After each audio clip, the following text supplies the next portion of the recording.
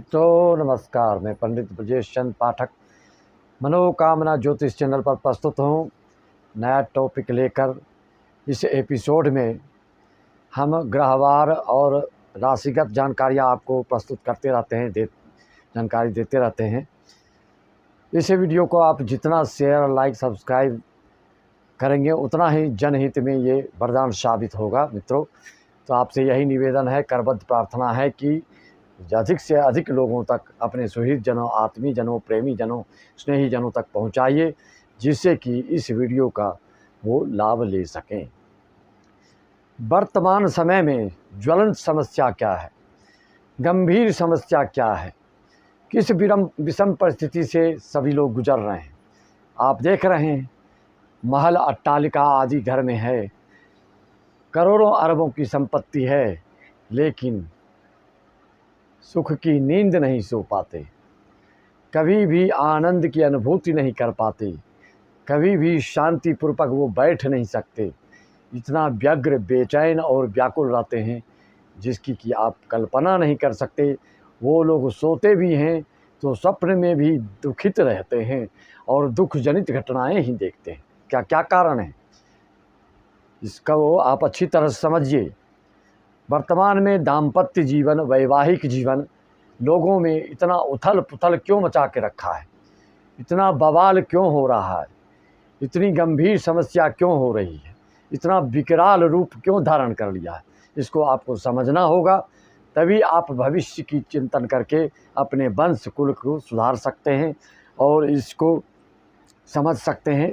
तो आप ज़्यादा से ज़्यादा आपके घर में इस दोष से रहित होंगे, तो आपके घर में इस तरह के दोष नहीं आएंगे। किसी भी कुंडली में स्त्री दोष क्या होता है, लोग पूछते हैं, कुंडली दिखाते हैं, मैं बताता हूँ। महाराज, आपके यहाँ स्त्री दोष है, आपके कुल वंश परंपरा में बहुत स्त्रियाँ दुखी होकर आ रही हैं। कोई सुसाइड किया है तो कोई मारा गया है, किसी रूप से बहुत दुख हुआ है। ये क्या है भाई? हम लोग ग्रह के देख के हर एक घर के, कुल के, वंश के सब बात समझ में आ जाता है। कुंडली की गहराई से अगर अध्ययन करोगे ना, तो आप सिर से नख तक की बातों को बता सकते हो, भौतिक रूप से भी और तो अंतरात्मा के दृष्टिकोण से भी देखा जाए तो कुंडली आपकी सारी ज़िंदगी, आपके अंतरात्मा की बात, आपके पूर्व जन्म की बात, आपके दादा परदादा की बात, आपके नाना नानी की बात, हर चीज़ को बताने में आपकी कुंडली सक्षम है। भृगु संहिता, रावण संहिता, पराशर संहिता आदि आदि अनंत शास्त्र हैं, आप जानते हैं, भविष्य बताने वाले। कोई फेस रीडिंग करते हैं, कोई समुद्री साक्ष्य बताते हैं, कोई अंक ज्योतिष शास्त्र बताते हैं, न्यूमरोलॉजिस्ट बताते हैं, अनेक अनेक विधियाँ हैं। किसी एक चीज़ के माध्यम से आप ज़्यादा से ज़्यादा जानना चाहते हैं तो सबसे एक नंबर पे है जन्म कुंडली को व्यक्ति का दर्पण कहा गया। जैसे आप अपना चेहरा अपने फेस दर्पण में देखते हैं, मिरर में देखते हैं, कोई भी दाग धब्बा आपके चेहरे में होता है तुरंत दिख जाता है, वही कुंडली आपका काम करता है। ज़िंदगी में जब तक कोई दुख नहीं भोगने लगता है, जब तक परेशान नहीं होता है, जब तक बेचैनी नहीं होती, जब तक दुश्मन से त्रस्त नहीं होता है, जब तक परिवार में उथल पुथल नहीं हो जाता है, जब तक जो ज्योतिषी का मार्गदर्शन देने, भविष्य बताते हैं वो घटना घट नहीं जाती, तब तक लोग जल्दी विश्वास नहीं करते।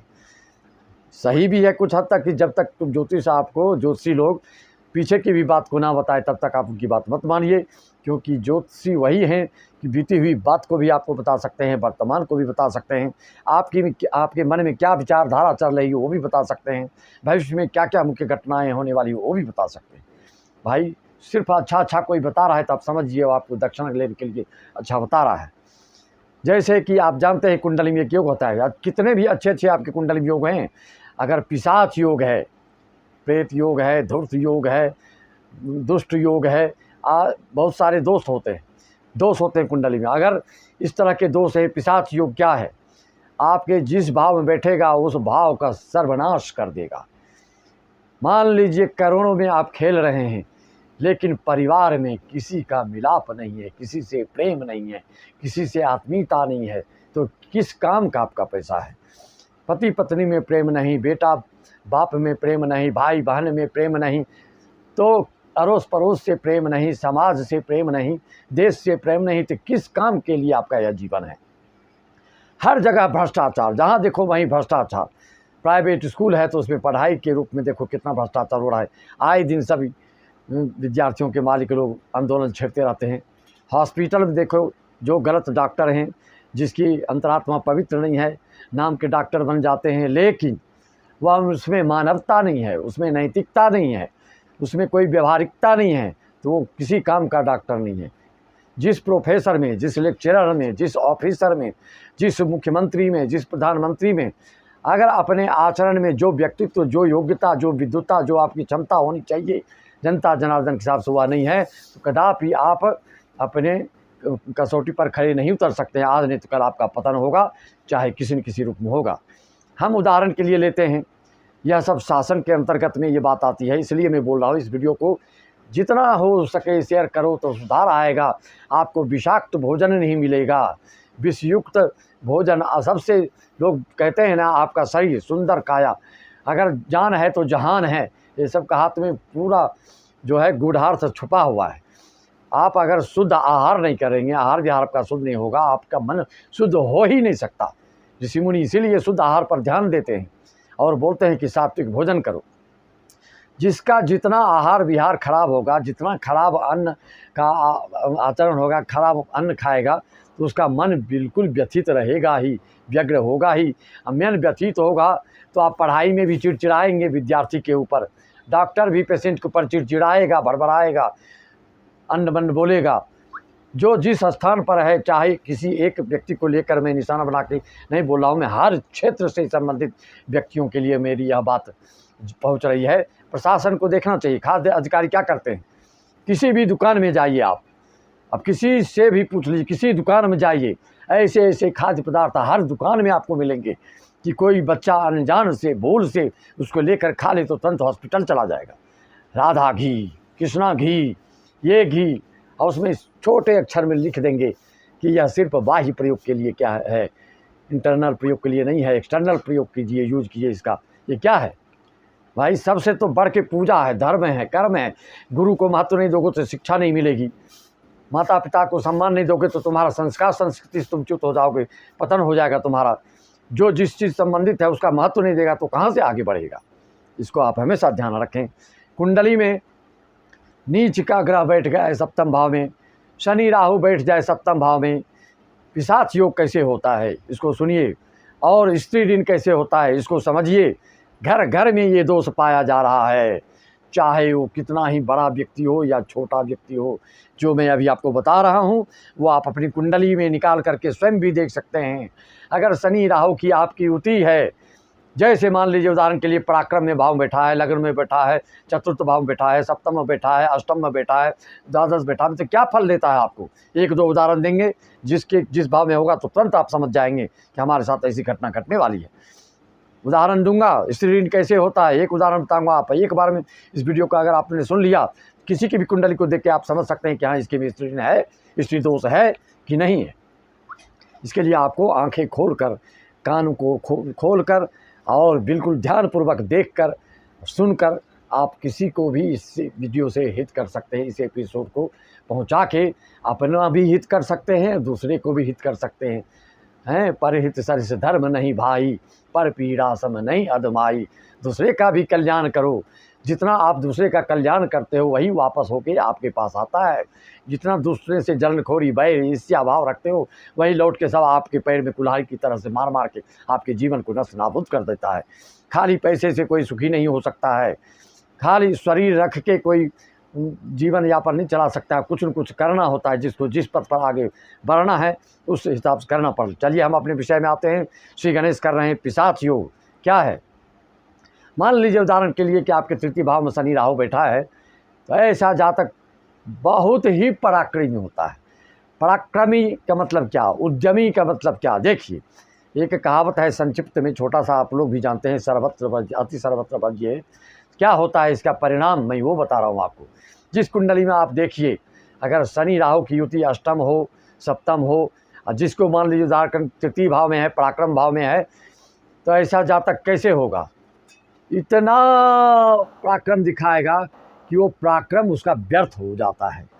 जनता को, जैसे गुरुजी जैसे विद्यार्थी को समझाते हैं, बेटा 2 2 4 होता है, 4 4 8 होता है। अब विद्यार्थी बार बार बोले ये कैसे होता है, हमको बताइए। आप बोल दिए हाँ 4 2 2 4 होता है, हाँ 2 2 4 होता है, नहीं ये कैसे होता है, जोड़ के बता दिए, फिर आधे घंटे के बाद फिर बोलेंगे 4 4 8 होता है, ये कैसे होता है। मतलब जानबूझ के आपको परेशान करेंगे, उनकी बुद्धि उनका ज्ञान ऐसा बन जाता है कि समझ के भी वो नासमझ बन के अगले समझदार व्यक्ति को भी नासमझ बनाने की कोशिश करते हैं। इसका यही सबसे धूर्त वाला स्वभाव बना देते हैं, और जिस भाव में बैठेगा उस भाव से संबंधित आपको कभी भी ज़िंदगी में अच्छा फल नहीं मिलेगा। जब तक इसका निजात नहीं करेंगे, इसका कोई परिहार नहीं करेंगे, इसका कोई निराकरण नहीं होगा, कोई समाधान नहीं होगा, तब तक आप परेशान ज़िंदगी भर रहेंगे। पैसा ऐसे ही रह जाता है, लेकिन लोग ऐसे ही निकल जाते हैं। आप रोज़ देखते हैं पैसे के कारण कोई इतना लोभी है। तुलसी बाबा ने क्यों कहा कि काम ही नारी प्यार जिमी लोभी प्रिय जिमी दाम, तिमि रघुनाथ निरंतर प्रिय लागो मोहि राम। साधु संत महात्मा ग्रंथ मंत्र तंत्र आदि को आप इतना महत्व क्यों देते हैं? जब तक उससे नहीं जुड़ेंगे आपका जीवन सफल हो ही नहीं सकता है, आप शांति से जी ही नहीं सकते हैं। इसको मन में गांठ बांध लीजिए, और प्रैक्टिकल में समाज में घर घर आप घूम के देख सकते हैं कि जिसके घर में सामंजस्य नहीं है, बड़ों का आदर नहीं है, गुरुजनों का आदर नहीं है, अभिभावक का आदर नहीं है, गार्जियन का कोई मान सम्मान नहीं है, वह घर कभी चल नहीं सकता है। चल रहा है तो समझिए भगवान की कृपा से जितना साल चल रहा है, आगे आपको गड्ढे में गिरना है, आगे आपका पतन होना है। इसको ध्रुव सत्य समझिए, ध्रुव तारा की तरह इस बात को कोई काट नहीं सकता है। तो स्त्री ऋण कैसे होता है स्वतः समझ जाइए। आप अपने शुक्र को अपनी कुंडली में देखिए, वो जो बैठे हैं, राशिगत त्रुटि दोष, भावगत दोष तो होता ही है, और नक्षत्रगत जो दोष है बहुत ही भयानक, बहुत ही विकराल। अगर गलत नक्षत्र बैठ जाए, जिस ग्रह की एक दूसरे में दुश्मनी है, मित्रता नहीं है, और उस नक्षत्र में बैठ जाए तो पूरे फल को सर्वनाश कर देता है, नष्ट कर देता है। तो स्त्री ऋण कैसे बनता है आप अपनी कुंडली में देखें। शुक्र ग्रह किस नक्षत्र में है, मूल चीज़ बता रहा हूँ, सूत्र बता रहा हूँ। किसी की भी कुंडली आप देख कर तुरंत बता सकते हैं मिनटों में। किसी की भी शुक्र के वो देखिए कि किस नक्षत्र में बैठा है। अगर मूल के नक्षत्र में है, देखिए कई लोग बोलते हैं मूल क्या होता है। मूल 6 नक्षत्र को मूल के अंतर्गत में माना गया है। वह है अश्लेषा, ज्येष्ठा, रेवती, अश्विनी, मघा, मूल। इस नक्षत्र में अगर शुक्र ग्रह आपका है तो आपके घर में स्त्री ऋण है, बढ़ते क्रम में है। अगर इसकी शांति नहीं करते हैं तो आपके माता पिता का जो दाम्पत्य सुख है, आपके बेटा का उससे भी बदतर दाम्पत्य सुख होगा, वैवाहिक सुख होगा। 2-3 शादी होगी फिर भी परिवार नहीं जमेगा, फिर भी इधर उधर हो जाएगा, तितर बितर हो जाएगा, छिन्न भिन्न हो जाएगा, और सब अशांत होकर अंत में मृत्यु को प्राप्त करता है। जब जिंदगी भर लोग टेंशन में रहेगा तो उसकी आयु क्या हो सकती है? फिर वो पूछते हैं हमारी आयु क्या है, हमारा क्या है आयु। भाई क्या आयु है? तुम अपने ग्रह गोचर को सुधारते नहीं हो, अपने नित्य कर्म क्रिया को सुधारते नहीं हो, मंत्र जाप भागवत रामायण सुंदरकांड आदि कभी करते नहीं हो, न कराते हो। घर में शुद्ध वातावरण अणु-परमाणु में जो व्याप्त होता है वह कहाँ से हो पाएगा? पूरे घर में निगेटिविटी, एक दूसरे से कोई नहीं विचारधारा मिलती है, ना कोई एक दूसरे को कोई सुनना चाहता है। सब स्वतंत्र हो गया है, सब उन्मुक्त हो गया है, जिसको जो मन आ रहा है वही कर रहा है। तो कहाँ से कोई कम बनेगा? एक नियम होता है हर चीज़ का। स्कूल चलाने के लिए, प्राइमरी स्कूल चलाने के लिए, मिडिल स्कूल चलाने के लिए, हाई स्कूल चलाने के लिए, उच्चतर माध्यमिक चलाने के लिए, हायर सेकेंडरी स्कूल चलाने के लिए, कॉलेज, हर का नियम होता है। उसमें कोई एक न एक हेड होता है, प्रिंसिपल होता है, हेड मास्टर होता है। जब तक वो नहीं होगा तो स्कूल का संचालन नहीं होगा। उसी तरह से राजनीतिक क्षेत्र में समझ लीजिए, उसी तरह से सामाजिक क्षेत्र में समझ लीजिए, उसका नियम है। नियम का पालन नहीं करेंगे तो सब इधर उधर तितर बितर छिन्न भिन्न हो के रहेगा। मित्रों, तो मैं 2 चीज़ इसको बताया खास करके। आपकी कुंडली में कहीं पिशाच योग तो नहीं है, कोई जहर दे के आपको मारना तो नहीं चाह रहा है, कोई झूठ मूठ के बुला के विष खिला के तो नहीं मारेगा। पिशाच योग होने से आपको इसकी शांति की आवश्यक होती है। वैवाहिक जीवन के लिए सप्तम भाव में नीच कोई ग्रह बैठ गया हो, या कोई नीच दृष्टि डाल रहा हो, तो आपके वैवाहिक जीवन को खराब कर देता है। विवाह करने के बाद आप पंडित जी से सुधरवाना चाहते हैं, 1-2 तलाक हो जाता है, फिर पंडित जी से मंत्रोच्चारण और महामृत्युंजय और भागवत रामायण करवाते हैं। तो जब आधा दुख भोग ही लिए तब जाके उस पर आप अमल करते हैं, उस पथ पर आते हैं और उसका पालन करते हैं। उससे अच्छा जो चीज़ हम पहले से आपको बता रहे हैं, जैसे आप लोग करते आ रहे हैं उसी तरह से करिए, आपका निश्चित फल मिलेगा। इतना तो आप जान लीजिए कि ऐसा हो जाएगा महाराज, गारंटी लीजिए। दुनिया भर के काम कर रहे हैं, करोड़ों करोड़ डूब रहे हैं, उसमें कोई गारंटी की बात नहीं है, वो उनके मन के हिसाब चलेगा, बर्बाद होगा। लेकिन अच्छे काम के लिए बार बार कई लोग पूछते हैं, कई लोग ऐसे अच्छे आदमी हैं कि एक बार में करा भी डालते हैं, लेकिन वही जिसके कुंडली में पिशाच योग है, प्रेत योग है, दुष्ट योग है, वो कहाँ माने एक बार में, उसको तो भोगना ही है, कर्म का फल तो मिलना ही है ना। इसीलिए अपने कर्म को कभी खराब मत करिए, अपने सोच को कभी खराब मत करिए। अपने घर में पॉजिटिविटी से भरना चाहते हैं, सकारात्मकता लाना चाहते हैं, घर में एक दूसरे के प्रति सामंजस्य बनाना चाहते हैं, तो आप अपनी कुंडली का अवलोकन करें, उसका विश्लेषण करवाइए। मात्र 301 में मैं करता हूँ, इसीलिए कि हर व्यक्ति इससे निजात पा सके और अपनी कुंडली की जानकारी ले सके कि किस कुंडली में किस तरह का दोष है, किस कारण से, और जो शुभ योग हैं, जो राज योग हैं, जो केसरी योग हैं, जो सस योग हैं, जो रुद्र योग हैं, जो रुचक योग हैं, जो भद्र योग हैं, क्यों नहीं काम आ रहा आपका, ये तो पता चले। कहीं राजभंग योग तो नहीं है आपकी कुंडली में। इतने सारे योग हो के अगर राजभंग होता है तो कोई फल देने में सक्षम नहीं होता है। आपका जीवन यूं ही बिना राजा महाराजा बने निकल जाता है। जो महाराजा हैं और जो गलत रोग दोष दिखा रहे हैं कुंडली में, तो बस ऐश्वर्य वैभव से परिपूर्ण, चल अचल संपत्ति से परिपूर्ण वाहन, हेलीकॉप्टर, हवाई जहाज देते हैं, लेकिन मन में शांति नहीं, मन में परमानंद नहीं, मन में कभी खुशहाली नहीं। बाह्य रूप से हंसते खेलते ठहाका मारते दिखते हैं, बेचारे अंदर से रोते हैं। इस तरह की कुंडली हो, आप पूर्ण विश्लेषण अपनी कुंडली कराना चाहते हैं तो 1501 में कराते हैं, कोरियर के द्वारा पहुंचता है। जो बड़े बड़े कार्यक्रम करना चाहते हैं तो उनके यहाँ हम आकर कार्यक्रम को संपन्न कराते हैं। और एक चीज़ ध्यान देना है, जब भी कोई धार्मिक कार्यक्रम करते हैं तो उसमें धर्म का आचरण, विधि विधान का पालन करना ही होता है। ऐसे पंडित का चयन, ऐसे भगवताचार्य का पालन, ऐसे कथाकार का चयन, ऐसे प्रवक्ता का चयन कीजिए कि जो निर्व्यसनी हो, ना पान तंबाकू बीड़ी सिगरेट लंद फन 420 यूँ क्यों क्या क्या नहीं लेते हैं। उनके जेब में हाथ डालो, देखो पूरा आपको बंडल के बंडल यही सब मिलेगा। व्यसन की चीज़ क्या है, घोर कलयुग है। इसलिए बिल्कुल सतर्क रहें, सावधान रहें, सचेत रहें। कभी भी इस तरह के कार्यों में बिल्कुल आचरण से ही भगवान आपको शुभ फल देते हैं। तो विधि विधान और शुद्ध आत्मा, पवित्र आत्मा, जो जिसका आचरण सही नहीं है, वो आपको जितना भी उपदेश देगा आपके ऊपर लग नहीं सकता, उसका प्रभाव आपके ऊपर पड़ नहीं सकता। ये ध्रुव सत्य है, अटल है, अकाट्य है। मित्रों, इसीलिए किसी ने कहा है कि कैसे लोग को उपदेश देना चाहिए। एक जगह बहुत अच्छा इसका वर्णन आया है।